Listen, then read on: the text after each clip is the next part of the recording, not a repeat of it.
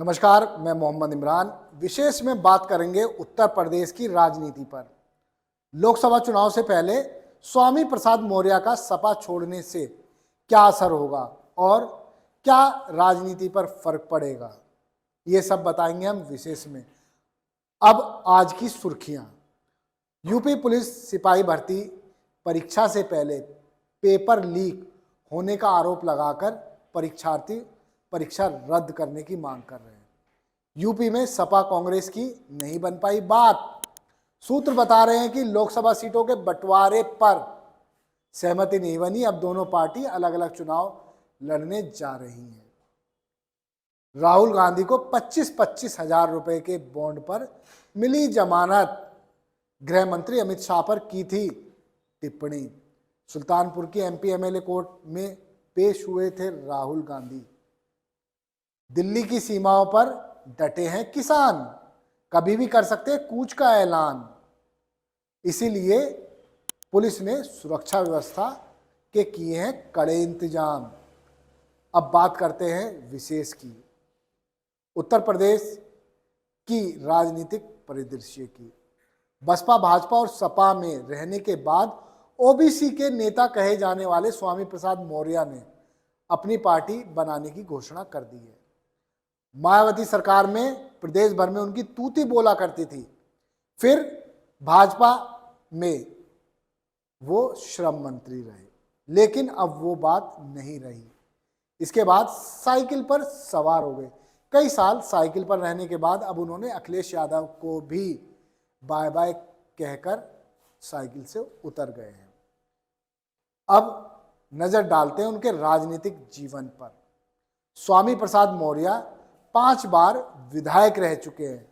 उन्होंने पंडरौना निर्वाचन क्षेत्र का प्रतिनिधित्व किया है।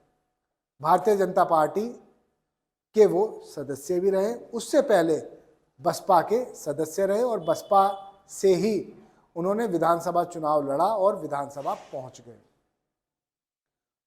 जून 22, 2016 को मौर्य ने पार्टी द्वारा चलाए जा रहे टिकट के लिए पैसा सिंडिकेट का आरोप लगाते हुए पार्टी के सभी पदों से इस्तीफा दे दिया। इस दावे के बाद बसपा सुप्रीमो मायावती ने उसी दिन प्रेस कॉन्फ्रेंस कर खंडन किया और उनके ऐसा ऐलान करने पर उनका धन्यवाद भी किया। जुलाई 2016 मौर्य ने लोकतांत्रिक बहुजन मंच नाम का एक संगठन बनाया, जिसकी घोषणा लखनऊ के रमाबाई अंबेडकर स्टेडियम में रैली के दौरान उन्होंने की थी। मार्च 2017 में उन्होंने उत्तर प्रदेश में कैबिनेट मंत्री के रूप में शपथ ली। योगी आदित्यनाथ सरकार में उन्हें श्रम मंत्री बनाया गया। 21 अगस्त 2019 को योगी आदित्यनाथ के पहले कैबिनेट विस्तार के बाद उन्हें विभाग दिया गया था।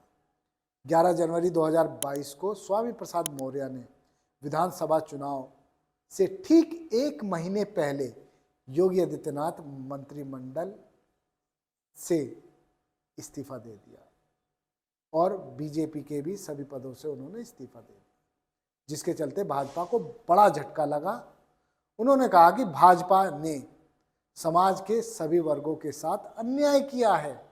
हालांकि इस्तीफे के पीछे की वजह बताई जा रही थी कि वो अपने बेटे के लिए टिकट मांग रहे थे, इसलिए टिकट ना मिलने से वो नाराज थे।